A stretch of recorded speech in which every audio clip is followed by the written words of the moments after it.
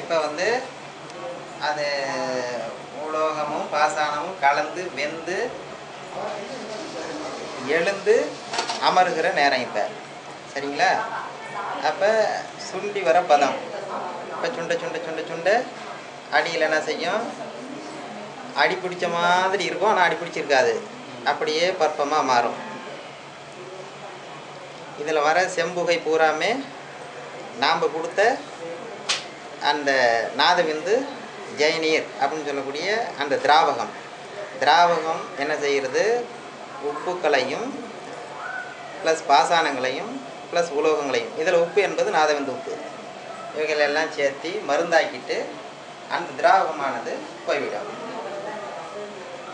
இப்போ போயிட்டு இருக்கிறது அந்த செம்புகை, ஒவ்வொன்று செம்புகையும் அந்த நாம் போட்ட திராவகம்.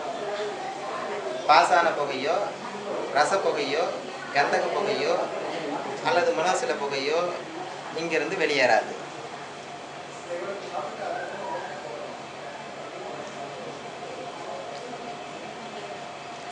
ஏன் அனலுக்கு மேலே இவ்வளோ உயரத்தில் பிடிக்கிறோம் அப்படின்னு சொன்னால், கந்தகம் மனோசில வெடியுப்பு இதில் இருக்கிறதுனால நேரடியாக அனலுக்கு போனால் பற்றி எரிஞ்சு வெடிச்சிடும்.